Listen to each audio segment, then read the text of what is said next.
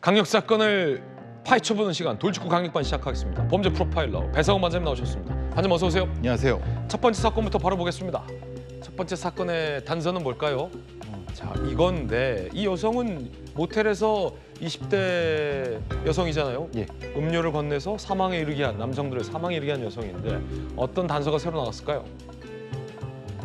챗GPT에 섬뜩한 질문을 했다라는 사실을 수사 결과 밝히는 것 같아요. 이 여성이 챗GPT에 물어본 겁니다. 수면제랑 술을 같이 먹으면 어떻게 돼? 어느 정도 같이 먹어야 위험할까? 죽을 수도 있어? 그래서 챗GPT가 경고했어요. 수면제와 술을 함께 복용하면 사망에 이를 수 있다라고 경고를 했는데 반장님, 이 범죄 심리학적으로 봤을 때 이건 이 장면은 어떤 걸 의미하는 겁니까? 불안 심리하고요.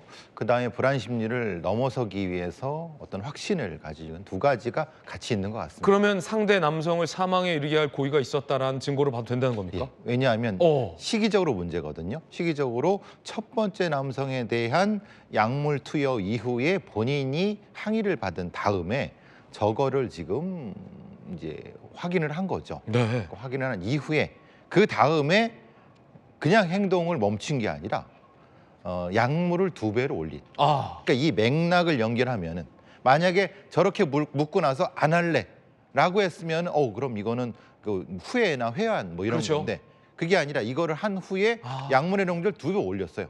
그러면 이 행위가 뭐냐? 약물의 용도를 알려고 했구나. 그 다음에 이걸 통해서 죽음과 관련된 농도를 알려고 했구나라는 것이 드러나게 되는 거죠. 정말 소름 돋네요. 예, 그렇죠. 이게 범행의 어떤 시간 순서, 일련의 순서가 굉장히 중요하다. 그렇죠. 범행의 심리 상태를 보면 굉장히 명쾌한 분석이신데 처음부터 두 종류 음료를 섞었다라는 얘기도 나옵니다. 경찰이 지금 수사를 차근차근 잘하고 있어요. 범행 전에 약물을 든 음료와 일반 음료를 두 종류를 챙겨서 모텔에 입실했다라는 것은 굉장히 계획적이다라는 것을 의미할 수 있습니까? 2병을 가지고 들어갔습니다. 모텔에. 그다음에 한 병은 약물 든 건 먹이고 약물 안 든 걸 놓고 약물 든 걸 가지고 나온 거죠. 그러면은 이렇게 되면 그럼 이 약물 그러니까 저 돌아가신 분의 몸에서 나온 약물이 어디서 나왔지? 그럼 나왔다고 하면은 본인이 어떻게 구해서 먹었겠지. 수사에 혼선을 주기 위해서? 그렇죠. 그러고 본인한테는 의심을 없게 되는 거죠.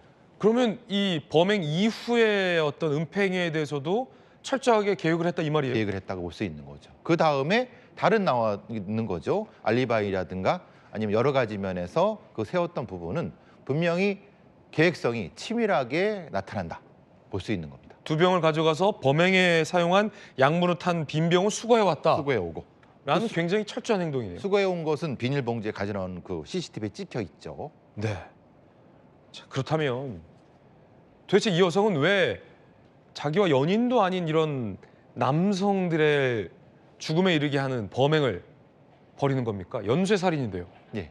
그러니까 경찰에서도 처음에는 연쇄 사망이라는 표현을 썼습니다. 왜냐하면 살인의 고의성이 입증되지 않았기 때문에. 근데 챗GPT를 보고 연속성을 보니까 이건 살인이다. 근데 살인이 3번 연속, 하나는 미수에 그쳤지만은 그렇게 본다면은 이 간격이 중요합니다. 1차 범행과 2차 범행 사이에는 약 한 달이 걸리죠. 그러네요. 2차 범행, 3차 범행 사이면 열흘 정도 걸립니다. 굉장히 텀이 짧아요. 예, 연쇄살인의 가장 기본적인 아, 쿨링 피리어드가 보통 2분의 1 함수, 말하자면 반주기성을 가지고 오기 때문에 연쇄살인이라는 표현을 경찰이 쓰는 겁니다.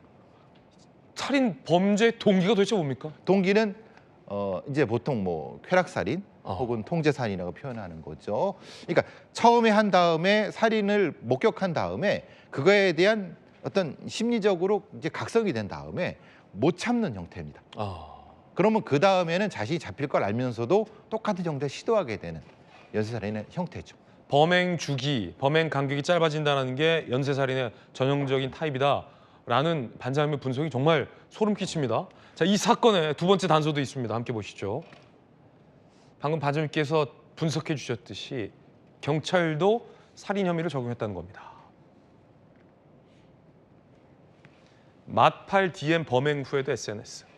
지난 10일 긴급 체포 직전까지 SNS 글을 게시했다는 거예요. 범행 전후 SNS 게시물 대부분 셀카 사진, 팔로워 환영, 선팔 마팔, 마팔 DM 등 해시태그를 달기도 했고 경찰은 사이코패스 검사 등을 위해 프로파일러 면담을 진행했고요. 자, 상해치사 혐의를 적용했다가 경찰이 혐의를 바꿨습니다. 살인죄로 바꿨습니다. 첫 범행 이후 약물량을 늘렸다. 피해자의 사망 가능성을 충분히 인지했다라는 판단으로 저희 돌직구쇼에서도 사실은 예. 배상원 반장님께서 이건 살인죄로 변경이 굉장히 유력하다라고 말씀하셨는데 바로 예.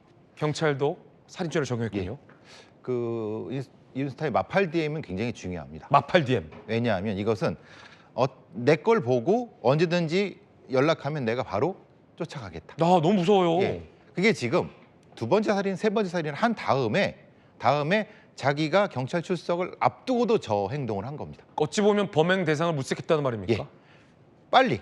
그러니까 3분의 1, 2분의 1 그다음에 더 짧은 며칠 안에 범행을 하고 도주하기 위해서 저런 행동을 한 거죠.